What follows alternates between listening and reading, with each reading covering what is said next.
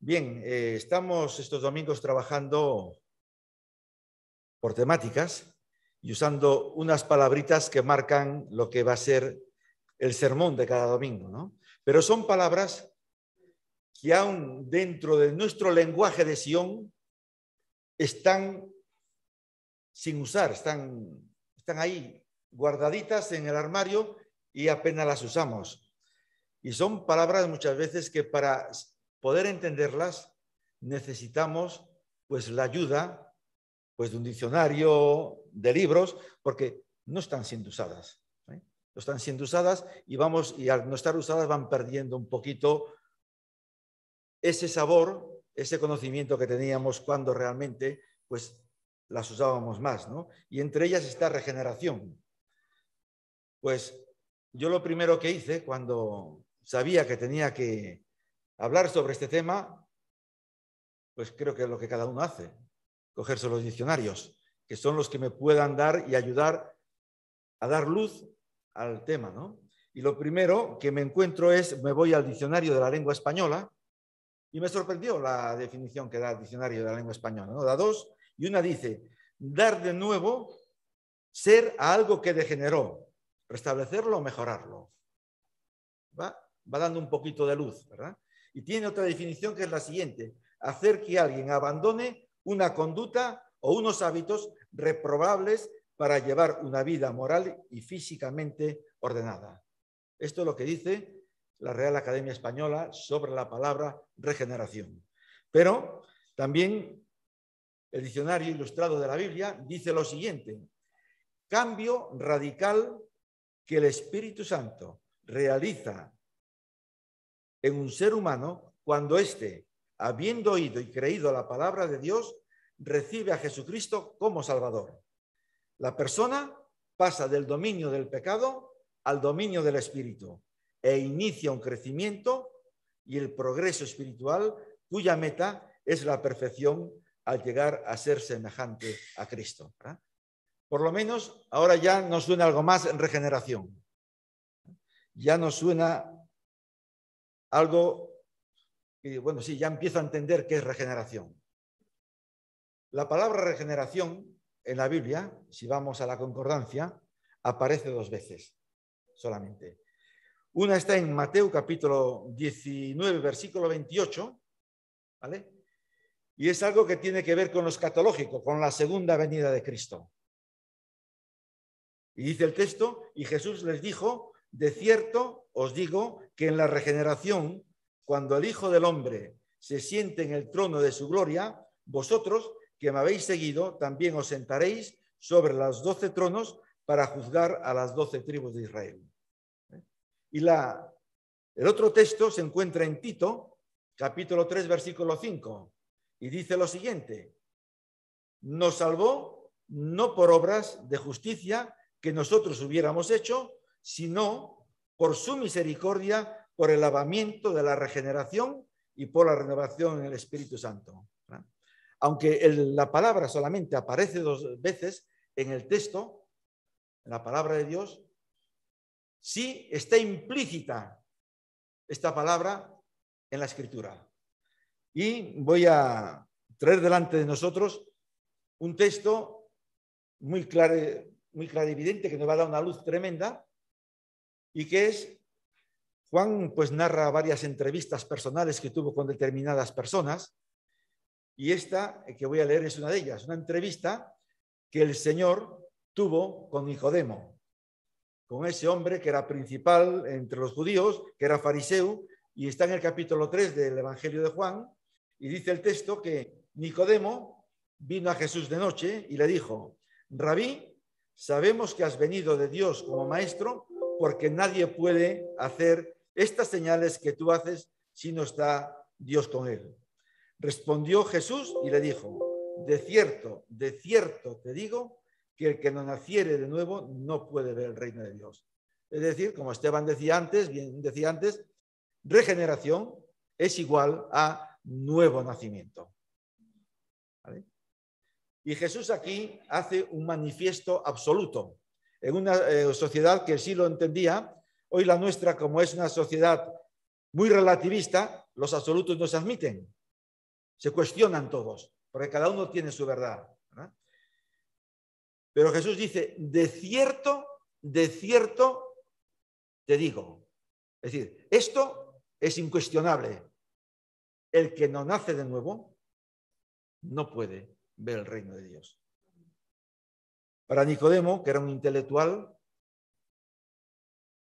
lo cogió un poco con el paso cambiado, no sé en ese momento cómo estaba su mente y su corazón, y lo único que se le ocurre decir es, ¿cómo puedo yo, que ya soy una persona mayor, retroceder toda mi vida y volver a entrar en el vientre de mi madre para nacer? Fijaos qué respuesta, ¿no? Más fuera de lugar.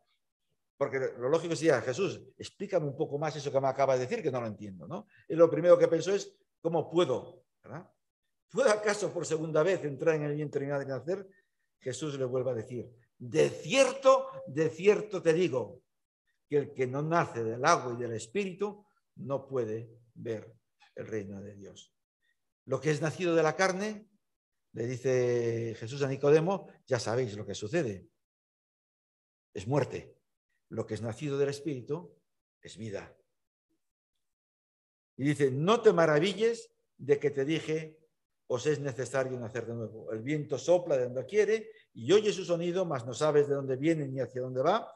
Así es todo el que es nacido del espíritu. Respondió Nicodemo y le dijo, ¿cómo puede hacerse esto?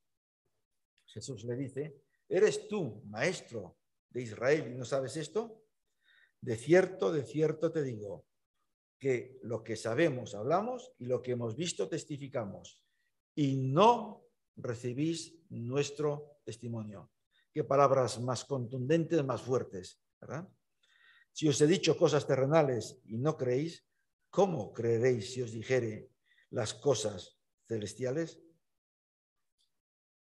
Bien, pues Jesús estaba dejando clarísimo, sin lugar a duda, de que una persona que no nace de nuevo no puede entrar al reino de Dios. Así de sencillo y de fácil, ¿verdad? Ahora, ¿por qué? ¿Por qué nacer de nuevo? ¿Por qué? Porque el pecado ha irrumpido en nuestras vidas, ¿verdad? Y ha roto la relación con Dios. El pecado nos ha desterrado de Dios y no solamente nos ha desterrado, porque muchas veces decimos que la condenación es vivir sin Dios y eso es a medias. Sí, claro que es vivir sin Dios. Es decir, pasa a mí si me condenan por un delito, el juez, claro, me puede decir, bueno, Félix, estás condenado a 3 años, pero en casa sin salir. ¿No? Está bien. Pero el problema es más grave cuando me dicen, estás condenado, pero tienes que ir a la cárcel, que ahí sí hay pago y pago fuerte. Pues el pecado no solamente nos ha desterrado de Dios, sino que nos ha condenado al infierno. Yo no voy a explicar ahora cómo es el infierno. No tengo tiempo y tampoco en la Biblia hay una definición que te dé una claridad absoluta. Pero sí sé una cosa con respecto al infierno, que es un lugar de tormento y es un lugar de sufrimiento. En distintos niveles, pero es. Y yo personalmente entiendo que ninguna persona en su cabal juicio desea tener una eternidad en un sufrimiento constante, ¿verdad? Y fijaos que Dios, a través de la carta a los romanos, en el capítulo 8, en el versículo 23, está diciendo por cuanto todos pecaron, es decir, todos los que nos han precedido, los que estamos hoy y los que vendrán mañana. Dice, todos están destituidos de la gloria de Dios.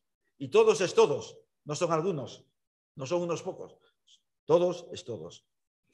Efesios, capítulo 2, versículo 1, dice ahí también Dios que antes de haber nacido de nuevo, dice, estábamos muertos en nuestros delitos y pecados. Y otra vez en Romanos, capítulo 6, versículo 23, dice algo muy claro. La paga, la consecuencia, el destino es la muerte y la muerte eterna sin Dios. Ahora, ¿qué es el nuevo nacimiento? ¿Qué es el nuevo nacimiento?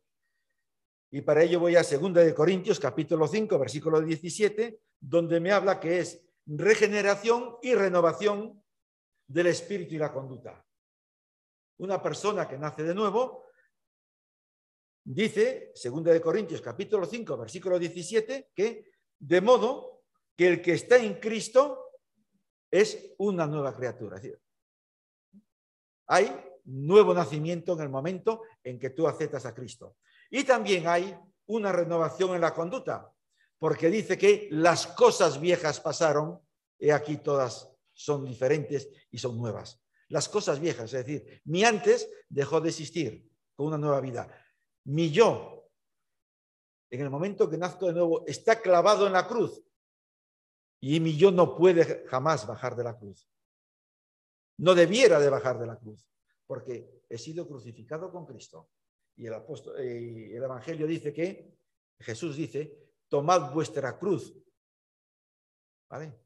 Es mi yo crucificado con Él, porque en el momento en que nacemos de nuevo, no solamente el Señor Jesucristo nos salva y nos da una vida eterna, sino que automáticamente Él es nuestro Señor. Él es nuestro dueño, Él es nuestro amo. Y no amo de todo aquello que nos interesa que sea y controle, sino total y absoluto. De nuestro tiempo, de nuestro dinero, de posesiones, de todo.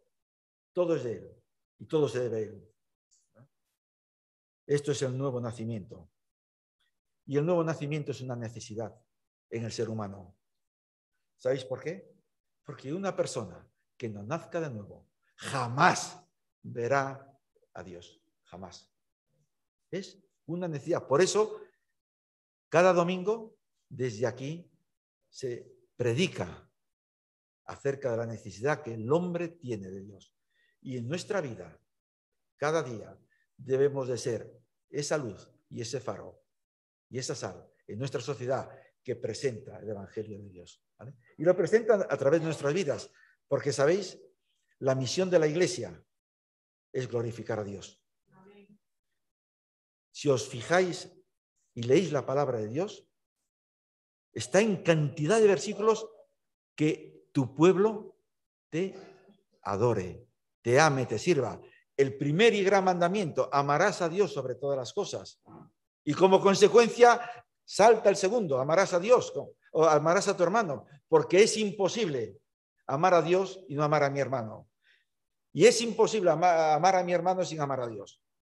Es todo un compacto, ¿verdad? Por eso predicamos que debes de nacer de nuevo. Y la pregunta es, ¿cómo puedo nacer de nuevo? ¿Cómo puedo nacer de nuevo? Y hay un texto en el libro de los Romanos, en la epístola, que Dios, a través del apóstol Pablo, nos lo dice, que está en el versículo 13 del capítulo 6. Y lo dice de una forma fácil, sencilla de comprensión. Y todo aquel que invoque el nombre del Señor será salvo. Y todo aquel que invoque el nombre del Señor será salvo. El Señor no pasa como muchos dioses que hay en la sociedad, en las distintas sociedades que estamos viviendo, que igual está de paseo o igual está dormido. Nuestro Dios siempre está atento al corazón humillado que se acerca a su presencia para dar respuesta. ¿Y cómo voy a invocar el nombre del Señor? ¿Cómo lo voy a hacer? ¿Cómo lo voy a invocar? ¿Cómo le voy a clamar? Y dice también en el mismo capítulo, que es un capítulo muy bueno para pararnos en él, para evangelizar y presentar el Evangelio de la gracia de Dios, dice, hay unos comos ahí que dice, ¿cómo me van a invocar si no creen? ¿Cómo me van a creer si no han escuchado? ¿Y cómo van a oír si alguien nos lo proclama, no lo declara, verdad? Y esto es lo que estamos haciendo. Domingo tras domingo, con estas puertas abiertas, estamos haciendo esto, proclamando la gracia y la misericordia de Dios sobre el ser humano. Pero claro, muchas veces la persona está escuchando, porque dice, es lo que dice el versículo 6, que Dios ya presenta, antes de que yo la presente ya lo dice Dios, ¿verdad? Aquí. Igual dices en tu corazón, ¿quién subirá al cielo para que podamos escuchar este mensaje? Pero ese problema está resuelto, porque Dios se hizo hombre y vino a esta tierra a dar su vida, a morir en una cruz, para que tú puedas tener perdón de pecados. Él ya pagó. Hemos escuchado hablar de la justificación, ¿verdad? Él ya pagó. Y también pueda saltar otra pregunta. ¿Y quién descenderá al abismo? No hace falta, porque nuestro Señor Jesucristo ha resucitado. Ha resucitado. No hay que buscarlo en una sepultura. Además, el sepulcro de él está vacío, porque ha resucitado. Los suyos no vieron ese momento de resurrección, pero lo vieron después, ¿verdad? Y son testigos. Apareció a más de 500. Hay un montón de gente que da fe de ello, ¿verdad? Y el Señor, a estas objeciones que se puedan presentar, ahora dice algo contundente e importante para ti en esta mañana. Dice, cerca de ti está la palabra en tu boca y en tu corazón.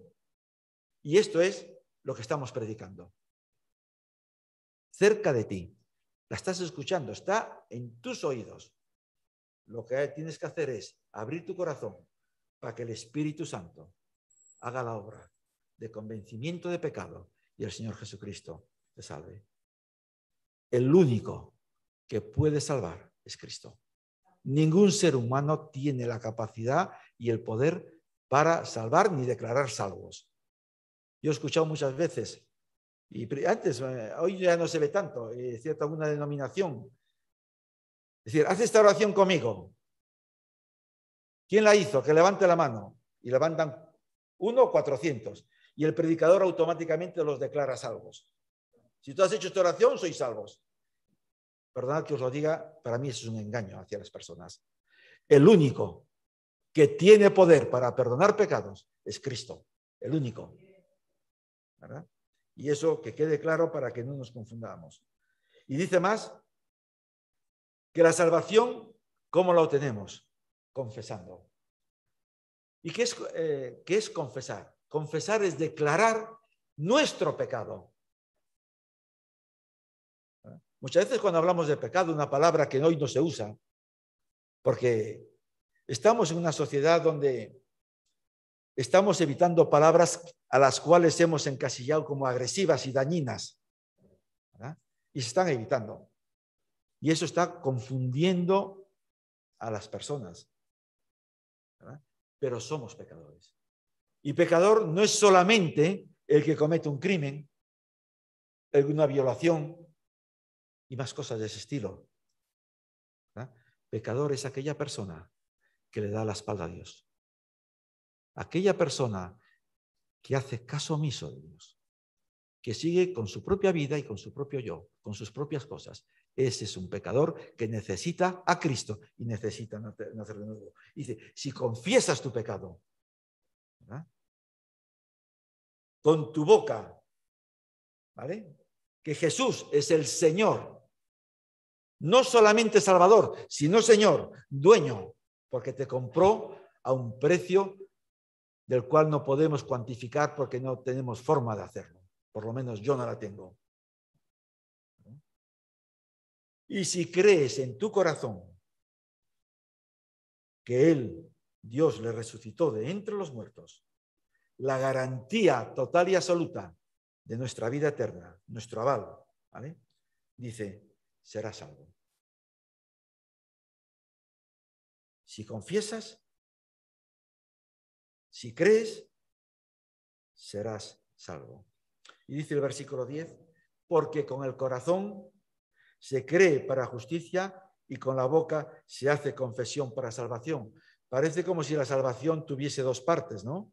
Una que es creer y otra es decirlo públicamente a la asamblea donde estás, ¿no?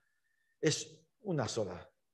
No son dos partes de la salvación, sino es que si tú crees está diciendo aquí el Señor, ¿vale? Si tú crees eso que has creído, ese perdón que has obtenido, ese lavamiento de tus pecados, del cual disfrutas y esa vida eterna, ¿vale? Te llevan a una confesión, no en el momento de esa salvación solamente, sino en tu vida en general. En todos los años de la vida que te dio el Señor aquí en esta tierra, te llevan a presentar a Cristo como tu Señor y como tu Salvador. Y sigue diciendo el texto, porque la Escritura dice, todo aquel que en Él cree no será avergonzado. Y el diablo es muy sutil. El diablo pone un montón de excusas en nuestro corazón para no presentar la palabra de Dios. Pero es que realmente, si nos paramos fríamente a pensar en las excusas que presentamos, es que nos cae la cara de vergüenza. A mí por lo menos. Porque no tienen fundamento, pero son arenas movedizas puras y duras esas excusas. Porque el Espíritu Santo mora en nosotros y nos da el poder más que suficiente y la capacitación más que suficiente para que no nos hagan ningún color. Porque estamos proclamando la única verdad que el hombre necesita escuchar, ¿verdad? Y después dice el versículo 12, porque no hay distinción ni entre razas, ni entre sexos, ni entre colores, ni entre nada, ¿verdad?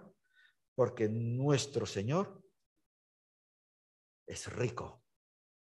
Yo no sé lo que es rico. No, por lo que os conozco, no creo que vosotros sepáis lo que es rico. Disponer de un montón de números en el banco, ¿verdad? Pero tiene que ser salvaje eso, no lo sé.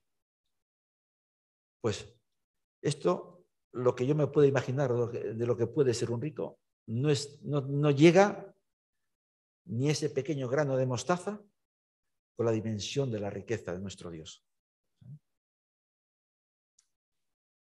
¿Y cómo puedes nacer de nuevo? ¿Cómo puedes nacer de nuevo?